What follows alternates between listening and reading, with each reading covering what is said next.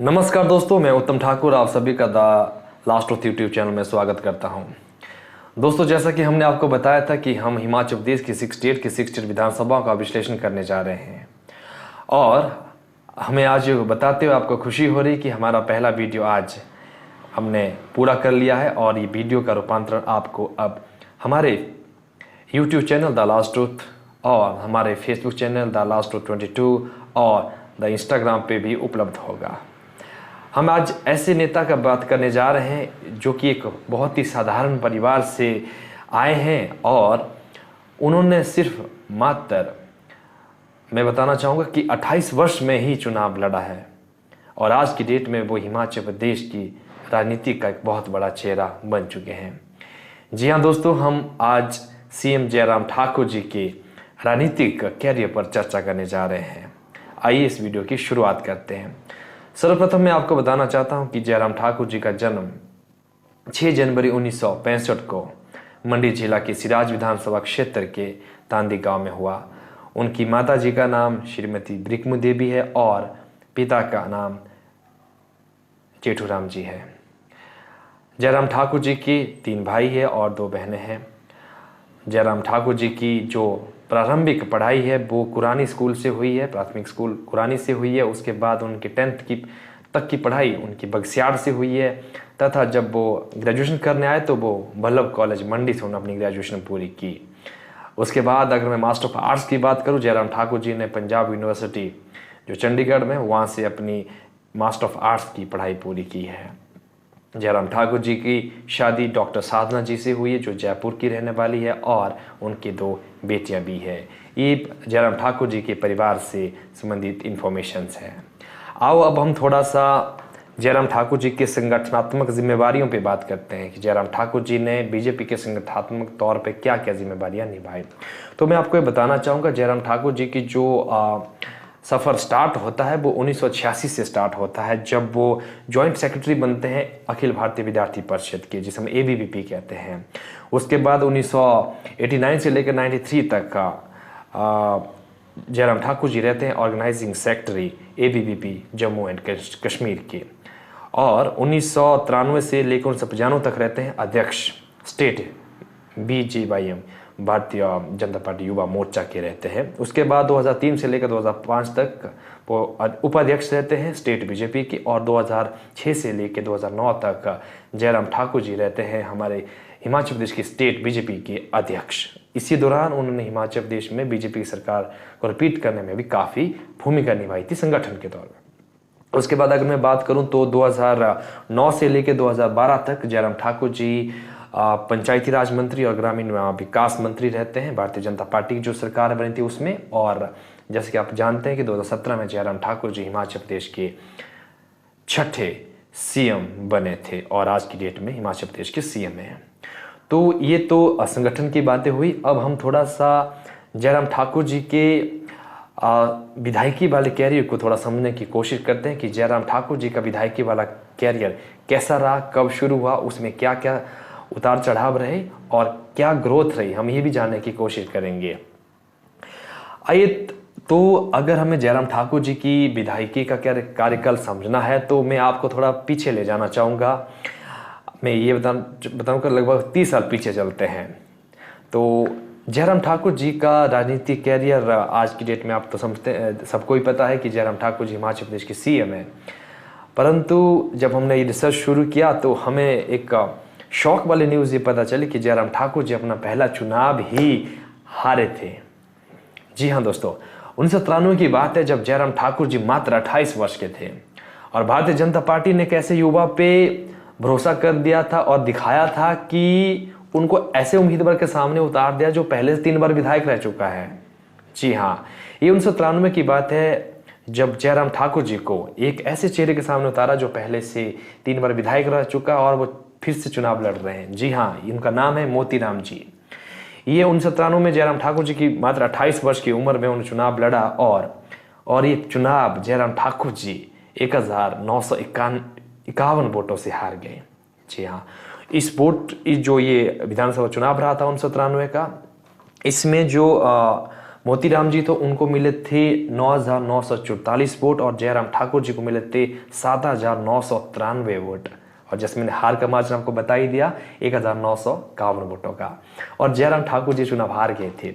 इस चुनाव की बहुत खासियत, जब हमने ये जानने की कोशिश की कि जयराम ठाकुर जी इस चुनाव में क्यों हारे, तो हमने जब पूरे इस चुनाव का डाटा निकाला तो इसमें हमें पता चला कि इस चुनाव में टोटल 9 उम्मीदवार थे, और 9 उम्मीदवारों में से जो नंबर 3, नंबर 4 और नंबर 5 का उम्मीदवार था उन्होंने भी काफ़ी अच्छे वोट लिए थे। जी हाँ, उसमें से अगर मैं बात करूं जो वीर सिंह जी तो उनको मिले थे 5552 वोट, और शिवलाल जी जो चौथे नंबर पे थे उनको मिलते 5544 वोट, और जो चेतराम जी उनको मिले थे 3406 वोट, 3406 वोट। देखिए, अगर इनमें से कोई भी एक उम्मीदवार नहीं होता तो क्या पता जयराम ठाकुर जी अपनी इस राजनीतिक पारी की शुरुआत जीत के साथ करते, परंतु ये असफलता उनके लिए बहुत ही ज़्यादा, ये मैं बोलूं कि मेहनत करने भी विवश की, और उन्होंने और ज़्यादा मेहनत की। और हम देखेंगे कि आगे वाले चुनावों में जयराम ठाकुर जी ने किस तरह से मेहनत की और अपने चुनावों को जीते गए। तो ये 1998 की बात, 1997 की बात है। इसमें 9 कैंडिडेट और जयराम ठाकुर जी पहला चुनाव हार जाते हैं, और मोतीराम जी यहाँ से चौथी बार विधायक बनते हैं।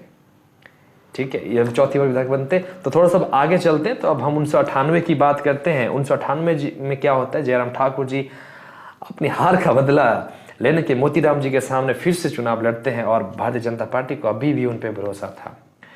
अब इस चुनाव में जयराम ठाकुर जी को वोट मिलते हैं 15,337 वोट, और मोतीराम जी को मिलते हैं 9,558 वोट, और जयराम ठाकुर जी चुनाव जीत जाते हैं 5,779 वोटों से। और यहाँ से शुरुआत होती है जयराम ठाकुर जी के विजय रथ की, और यहाँ पे फुल स्टॉप लगता है मोतीराम जी का। उनका विधायकी वाला कैरियर पर फुल स्टॉप लगा दिया, और जयराम ठाकुर जी अब अपनी जर्नी यहाँ से शुरू करते हैं। आइए अब 2003 की ओर चलते हैं। जब हम 2003 का डाटा खंगाला तो हमें ये पता चला कि अभी इंडियन नेशनल कांग्रेस ने अपना उम्मीदवार चेंज कर दिया। अब उन्हें मोतीराम जी पर विश्वास नहीं रहा, अब उन्होंने नया कैंडिडेट लाया, उनका नाम था शिवलाल जी। अब क्या होता है, जयराम ठाकुर जी को 2003 में मिलते हैं 21,040 वोट, और शिवलाल जी को मिलते हैं 13,452 वोट, और जीत का मार्जिन यहाँ पे होता है 7,588 वोटों का, और जयराम ठाकुर जी अपना दूसरा चुनाव जीत जाते हैं, और बहुत ही अच्छे मार्जिन के साथ। अब 2007 की बात आती है। 2007 की बात आती है तो जयराम ठाकुर जी को मिलते हैं 27,102 वोट, और शिवलाल जी उनको मिलते हैं 23,917 वोट, और जीत का मार्जिन यहाँ पे काफ़ी क्लोज हो जाता है, और जीत का मार्जिन रहता है 3,185 वोटों का। जी हाँ दोस्तों, ये शिवलाल जी यहाँ से ये चुनाव दूसरी बार लड़ रहे होते हैं, परंतु वो भी जयराम ठाकुर जी को हरा नहीं पाते, और जयराम ठाकुर जी लगातार 3 बार इस विधानसभा क्षेत्र से विधायक बनते हैं।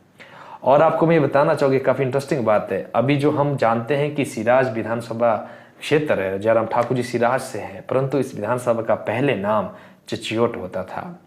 2007 तक जितने भी जो हमारे चुनाव यहाँ तक हुए, तो जो भी ये चुनाव हुए यहाँ पे, तो यहाँ तक जो भी रहा है तो ये चिचियोट से लड़े गए हैं। तो मैं ये बताना चाहूँगा कि 4 चुनाव जयराम ठाकुर जी ने चिचियोट से लड़े हैं, और 2007 में क्या होता है, डिलिमिटेशन होती है, परिसीमन होता है, उसे कुछ भाग सेटल किया जाता है यहाँ इस विधानसभा से, और अब इस विधानसभा का नाम C29 सिराज हो जाता है। यहाँ से आगे के जो चुनाव लड़े जाएंगे वो सिराज के नाम से जयराम ठाकुर जी लड़ते हैं।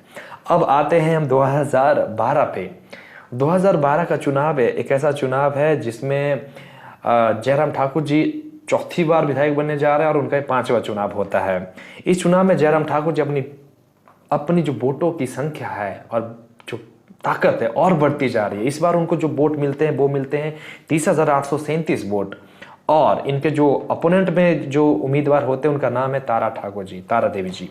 तो उनको जो वोट मिलते वो मिलते 25,085 वोटों का, और जो जीत का मार्जिन रह जाता है यहाँ पे वो रहता है 5552 वोटों का। जयराम ठाकुर जी चौथी बार इस विधानसभा से विधायक बनते, और हिमाचल प्रदेश सरकार में मंत्री भी रहते इस दौरान पे। तो मैं ये बताना चाहूँगा कि ये जो क्रम है ये ऊपर ही बढ़ता जा रहा है। अब हम थोड़ा और आगे चलते हैं। 2017 की बात आई थिंक आप सभी ही जानते हो कि जयराम ठाकुर जी कितने अच्छे मार्जिन से जीते थे, परंतु हम आपको बताते हैं कि जयराम ठाकुर जी को इस बार जो वोट मिले थे 35,519 वोटों का, और जो उनके अपोनेंट में थे, अब एक और नया कैंडिडेट लिया देते इंडियन नेशनल कांग्रेस, उनका नाम है चेतराम जी, जो इंडियन नेशनल कांग्रेस लड़ते हैं। उनको मिलते हैं 24,265 वोट और जीत का मार्जिन यहाँ पर रहता है 11,254 वोटों का। एक बात मैं और आपको बताना चाहता हूँ कि जो चेतराम जी, इन्होंने लगभग 3 से 4 चुनाव लड़े इस विधानसभा क्षेत्र से, और एक कभी भी सफल नहीं हुए यहाँ से। तो ये तो जयराम ठाकुर जी का विनिंग सीरीज हम बता रहे हैं, परंतु हमने जब ये चीज़ एनालाइज की जयराम ठाकुर जी को, आप देखो 1993 में उनको मिले लगभग 8,000 वोट, फिर मिलते 15,000, फिर मिलते 21,000, फिर मिलते 27,000, फिर मिलते हैं इनको 30,000, अभी मिल चुके हैं इनको 35,000 वोट। तो ये एक इंटरेस्टिंग बात है कि जयराम ठाकुर जी का ग्राफ किसी भी विधानसभा चुनाव में नीचे नहीं गया। दूसरा पॉइंट, जयराम ठाकुर जी के सामने लगभग 4 कैंडिडेट आए, मोतीराम जी, उसके बाद शिवलाल जी, उसके बाद तारा जी, उसके बाद चेतराम जी, और छोटे छोटे और उम्मीदवार मैंने बताया, वीर सिंह जी, जैसी देवी, ऐसे बहुत से उम्मीदवार और भी है यहाँ पे। तो राज्य विधानसभा क्षेत्र में 2 चीजें यहाँ पे बड़ी इंपॉर्टेंट है। यहाँ पे जयराम ठाकुर जी ने विकास किया, तभी इनका ग्राफ ऊपर चला गया, पहला पॉइंट। दूसरा पॉइंट, ये भी बहुत इंपॉर्टेंट पॉइंट है कि यहाँ पे बहुत सारे उम्मीदवार हैं। आप देखोगे, जैसे मैं बता रहा हूँ, चेतराम जी, तारा देवी जी, शिवलाल जी और मोतीराम जी, 4 लीडर, तो 4-5 विधानसभा 4 लीडर इन्होंने चेंज किए इंडियन नेशनल कांग्रेस से। किसी भी एक लीडर को यहाँ पे स्ट्रांग नहीं होने दिया, अपोनेंट की साइड की बात कर रहा हूँ मैं। तो ये तो आपस में ये लड़ते रहे, तभी जयराम ठाकुर जी को भी हल्का फुल्का फायदा हुआ। परंतु हम जयराम ठाकुर जी की मेहनत को, जो मेहनत है उनकी, वो 1 नंबर पे मानते हैं, दूसरे नंबर पे इनकी ईमानदारी, तीसरे नंबर पे इनका जो कार्य करने की क्षमता और इन्होंने जो चलाया यहाँ पे, उसको रखते हैं। ये ओपोनेंट वाली चीज़ें तो होती रहती है हर चुनाव में, हर विधानसभा क्षेत्र में होती रहती है, परंतु जो जयराम ठाकुर जी की अपनी पर्सनल खूबियाँ हैं, उनकी वजह से चुनाव जीतते गए। और मैं यहाँ पे स्वराज की जनता को भी दाद देना चाहूँगा। आपने हिमाचल प्रदेश का रिकॉर्ड देखा होगा, जब से भी यहाँ पे चुनाव हुए हैं, यहाँ पे कोई सरकार रिपीट ही नहीं हुई है, विधायक तो छोड़ो आप, परंतु सिराज और चिच्योट, आज की डेट में सिराज है, यहाँ की जनता ने जयराम ठाकुर पे इतना विश्वास किया, आज की डेट में इन्हें मुख्यमंत्री जैसा शानदार नेता मिला है। मैं बोलूँगा कि सिराज ने हिमाचल को मुख्यमंत्री दिया है, ये बहुत ही गर्व की बात है सिराज के लिए, और सिराज की जनता ने बार बार अपने नेता पे विश्वास किया, इससे उनको बेनिफिट भी मिला। क्योंकि हमने पाया है, हमने जब और विधानसभा का भी रिसर्च किया है, तो हमने ये पाया कि जब एक नेता, एक विधायक हार जाता है, तो नया विधायक आता है, तो उसको सीखने में लगभग 6 से 8 महीने, लगभग 1 साल भी लग रहा है। तो आप समझ सकते हो कि 5 साल की विधायकी के कार्यकाल में 1 साल वेस्ट हो रहा, सिर्फ 4 साल काम किया जा रहा है। परंतु स्वराज में ऐसा नहीं हुआ। यहाँ पे लगातार अगर जयराम ठाकुर जी कुछ काम रह जाते हैं पिछले टर्म के, या 98 के रह गए, तो 2003 में पूरे 3 करेंगे, तो 7 में, फिर इसी तरह आगे चलता गया। तो यहाँ पे जो विकास की गति थी वो कंटिन्यूस चलती रही, और यहाँ की जनता को सीधा इसका बेनिफिट मिला। तो मैं ये भी हमने जो पाया, और इस रिसर्च से ये भी निकलता है कि हमें कम से कम एक विधायक को 2 मौके देने चाहिए, मेरे हिसाब से व्यक्तिगत राय है।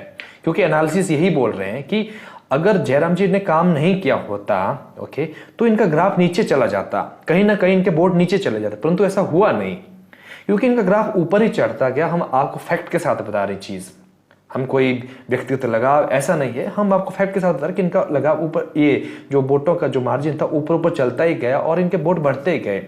एक और बात हमने यहाँ पे देखी कि मुझे लगता है, हमें ये भी एनालाइज किया कि यहाँ पे जयराम ठाकुर जी ने अपना व्यक्तिगत संगठन टाइप इनका अलग से है, जो बीजेपी के संगठन के साथ खड़ता है यहाँ पे। क्योंकि किसी भी चुनाव में आप देखो, जयराम ठाकुर जी का वोट का मार्जिन नीचे नहीं जा रहा है। कहीं पे भी गड़बड़ होती या कोई नया चेहरा उभरने की कोशिश करता, तो कुछ हो जाता, यहाँ से वहाँ वोटों का हिसाब हो जाता, परंतु ऐसा नहीं हुआ। तो जो भी भावी नेता अभी है या भावी नेता बनना चाहते हैं, हम चाहते हैं कि आप भी कुछ इस तरह का कैडर तैयार करने की कोशिश करो, ताकि वो किसी भी स्थिति में आपके साथ खड़ा रहे, और आपके साथ, और आपको ताकत देता रहे, स्ट्रेंथन देता रहे। तो ये जयराम ठाकुर जी का ये मोटा मोटा इनका विश्लेषण हमने देखा और विधानसभा का एनालाइज किया। अब अगर हम थोड़ा सा और सिराज विधानसभा क्षेत्र के बारे में देखें, तो ये एक ऐसी विधानसभा, इसमें 6 विधानसभा टच होती हैं इसके चारों 6 विधानसभा क्षेत्र है।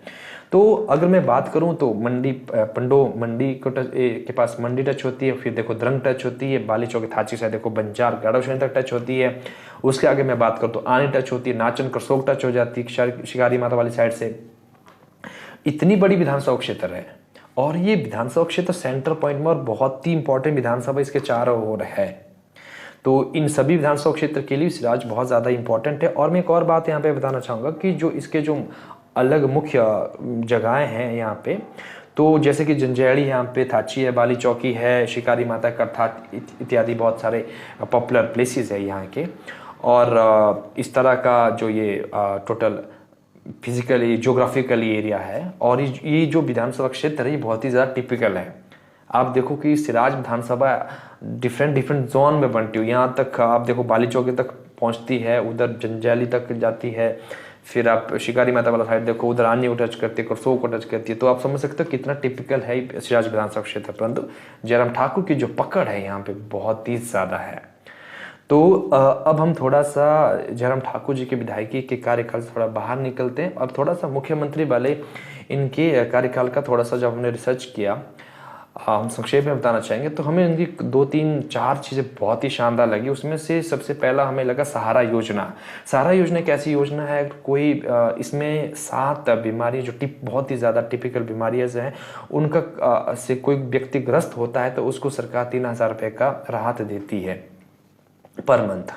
तो क्योंकि वो व्यक्ति चल फिर नहीं सकता, उसके लिए एक व्यक्ति तो चाहिए होता है टेक केयर करने के लिए। इसके लिए सरकार ने बहुत अच्छी योजना की स्टार्ट की, इसका नाम सहारा रखा गया और बहुत से इसके पात्र लोगों को भी इसकी फैसिलिटी मिल गई। तो इसके लिए हम व्यक्तिगत तौर पे जयराम ठाकुर जी की प्रशंसा करना चाहेंगे। दूसरी स्कीम हमने जब देखी उसका नाम है हिम केयर और उसके साथ ही एक और स्कीम है मुख्यमंत्री राहत कोष से संबंधित, जिसमें क्या है कि हिम केयर एक कैशलेस सुविधा है और मुख्यमंत्री चिकित्सा राहत कोष ये एक रिम्बर्समेंट स्कीम है जिसमें पैसा रिम्बर्स होता है। ये भी हेल्थ केयर की है क्योंकि हेल्थ और बीमारी ऐसा एरिया है कि देखो किसी पे ये मुसीबत आ सकती है, हम चाहते हैं कोई बीमार ना, परंतु ऐसी सुविधा लाना ये बहुत ही शानदार बात है और इससे बहुत ही ज़्यादा परिवारों को इसका बेनिफिट मिलता है और बहुत कम इसका फीस लगता है। हिम केयर बनाने का भी लगभग 1,000 रुपये के आसपास होगा, अब तो कम हो गया इसका भी, परंतु बहुत ही अच्छी स्कीम हमें लगी। उसके बाद एक और योजना जो गृहिणी योजना में काफ़ी सारे गैस वितरित किए और हिमाचल में आई थिंक अब तो सब जगह ही पूरा लगभग आपका मैं कहना चाहूँगा कि गैसेस है अब अवेलेबल, जो रसोई चूल्हे की बात करना चाहूँ मैं। तो ये भी एक बहुत अच्छी योजना रही और हिमाचल को ये धुआं रहित किया गया, ये भी बहुत अच्छी स्कीम, इस काफ़ी अच्छे से इनिशिएटिव लिया गया और काफ़ी डेडिकेटली से काम किया गया सरकार के द्वारा। ये भी काफ़ी अच्छी योजना लगी। और एक अच्छी बात हमें एजुकेशन के सेक्टर में बहुत अच्छी लगी क्योंकि हिमाचल प्रदेश में एक यूनिवर्सिटी जिसका नाम हिमाचल प्रदेश यूनिवर्सिटी शिमला है, HPU के नाम से जानी जाती है, इस पर बहुत ज़्यादा लोड पड़ रहा था।